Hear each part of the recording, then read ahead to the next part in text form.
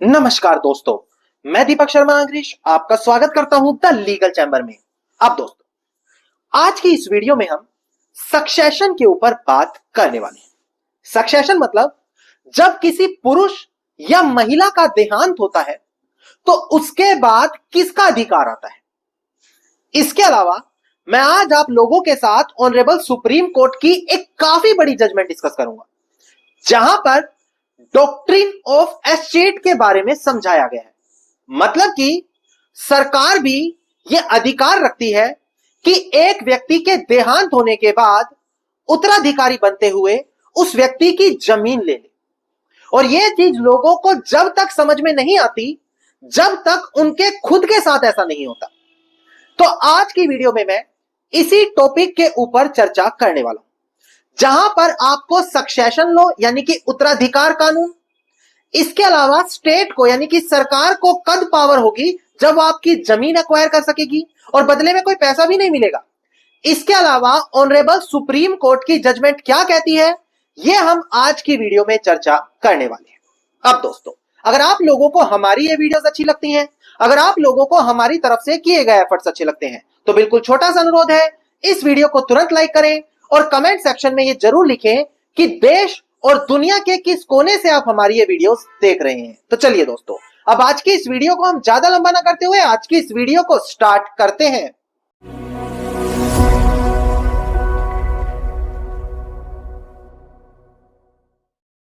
अब दोस्तों, सबसे पहले वीडियो की शुरुआत में काफी जरूरी जानकारी आप लोगों को शेयर कर दी जाए ताकि वीडियो के शुरुआत से ही आपको पूरा कंसेप्ट क्लियर।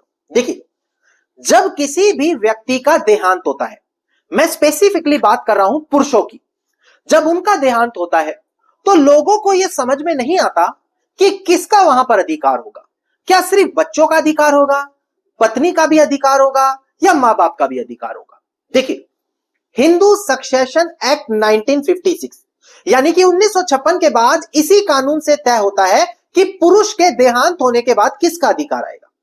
अगर आप इस कानून के सेक्शन 8 को पढ़ते हैं तो वो 4 तरीके के लीगल ईयर्स बताता है, क्लास 1, क्लास 2, क्लास 3 और क्लास 4। क्लास 1 के उत्तराधिकारी वो होते हैं जिनका सबसे पहले अधिकार आएगा।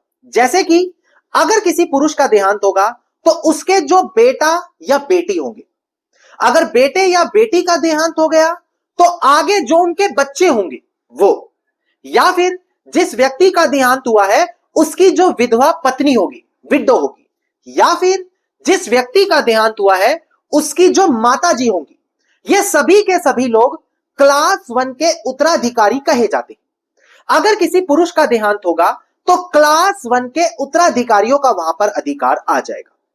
कई कंडीशन में देखने को मिलता है कि क्लास 1 का कोई भी उत्तराधिकारी उस पुरुष का नहीं होता।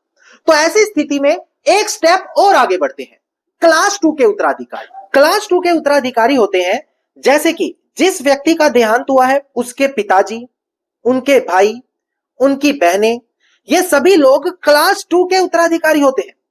और अगर क्लास 2 का भी कोई नहीं होता तो प्रॉपर्टी क्लास 3 के उत्तराधिकारी के पास जाती है, यानी कि जो पिता है उनके वंशजों के पास चली जाती है, यानी कि जो व्यक्ति का देहांत हुआ उसके जो पिता है उनके वारिसों के पास। अगर क्लास 3 का भी कोई उत्तराधिकारी नहीं है तो आखिरी में क्लास 4 के उत्तराधिकारी के पास जाती है, यानी कि जिस व्यक्ति का देहांत हुआ है उसकी जो माताजी थी उनके उत्तराधिकारियों के पास। यह होता है सक्सेशन का कानून, यानी कि जब एक पुरुष का देहांत होता है तो इस तरीके से एक एक करके आगे प्रॉपर्टी चलती जाती है। नाउ, कई बार यह देखने को मिलता है कि जिस व्यक्ति का देहांत हो रहा है उसका कोई उत्तराधिकारी नहीं है, पता ही नहीं है कि अगर उसके माता पिता थे तो कहां पर है, बच्चे थे तो कहां पर है। तो ऐसी कंडीशन में क्या होगा, ऐसी कंडीशन में आपको हिंदू सक्सेशन एक्ट सेक्शन 29 पढ़ना पड़ेगा।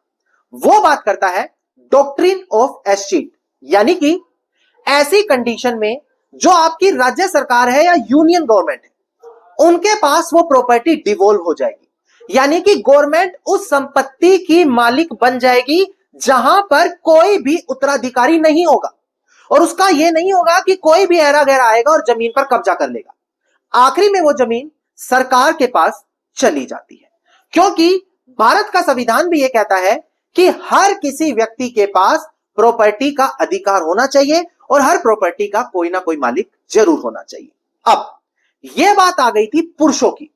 ठीक इसी प्रकार से हिंदू सक्सेशन एक्ट का अगर आप सेक्शन 15 पढ़ते हैं तो वह महिलाओं के लिए बात करता है कि अगर किसी महिला का देहांत होगा तो प्रॉपर्टी किसके पास जाएगी। इसके अंदर भी दोस्तों डिस्प्ले पर देखिएगा, सबसे पहले क्लास 1 के उत्तराधिकारियों के पास वो जमीन जाएगी। क्लास 1 के उत्तराधिकारी कौन कौन हुए दोस्तों? जैसे कि बेटा, बेटी या उस महिला का जो हस्बैंड है, ये सभी क्लास 1 के उत्तराधिकारी माने जाते हैं। अगर क्लास 1 का कोई भी उत्तराधिकारी नहीं है तो जो उस महिला का हस्बैंड था, पति था, उसके उत्तराधिकारियों के पास चली जाएगी, मतलब हस्बैंड का भाई या उनके बच्चे। अगर कोई क्लास 2 का भी उत्तराधिकारी नहीं है तो ऐसी कंडीशन में जो वो महिला है उनके माता पिता के पास जमीन चली जाती है। अगर उस महिला के भी नहीं है कोई माता पिता तो क्लास 4 अधिकारी आते हैं, यानी कि जो वो महिला है उसके जो पिता है उनके उत्तराधिकारियों के पास। और अगर वो भी जीवित नहीं है तो आखिरी में क्लास 5 के उत्तराधिकारी, यानी कि वो जो महिला है उसकी जो माताजी है उनके हीयर्स के पास, यानी कि उत्तराधिकारियों के पास वो जमीन चली जाएगी। और अगर वो भी जीवित नहीं है तो ऐसी कंडीशन में सेक्शन 29 के तहत गवर्नमेंट उस जमीन को ले लेगी। अब देखिए, ज्यादातर देखने को यही मिलता है कि क्लास 1 या क्लास 2 के उत्तराधिकारियों तक ही जमीन जाती है, क्योंकि इसके बाद के जितने भी उत्तराधिकारी हैं उनके बारे में किसी को पता ही नहीं होता, उनको खुद ही नहीं पता होता कि ऐसी कोई जमीन भी फंसी हुई है। तो आखिरी में गवर्नमेंट आके जमीन को एक्वायर कर लेती है। कई केसेस में ऐसा देखा गया है, ऐसा नहीं है ऐसा पहली बार हो रहा है। अब यहां पर इसी डॉक्ट्रिन ऑफ एस्टेट को लेकर काफी बड़ा ऑनरेबल सुप्रीम कोर्ट का फैसला आया है, क्योंकि कई बार देखने को मिलता है जिस पुरुष या महिला का देहांत हुआ है वो कोई वसीयत बनाकर चला जाता है। वसीयत बनाने के बाद भी गवर्नमेंट सामने आ जाती है कि इसका कोई उत्तराधिकारी नहीं है और उस जमीन को हड़प लेती है। उसी के अगेंस्ट में ऑनरेबल सुप्रीम कोर्ट का यह फैसला आया है। अब डिस्प्ले पर देखकर ध्यान दीजिएगा दोस्तों, आप देखिएगा केस टाइटल है state of Rajasthan versus Ajit Singh and others. यहां पर इसका एसएलपी सिविल नंबर है 414721 ऑफ 2024 और 1 सितंबर 2025 की हमारी ये जजमेंट है।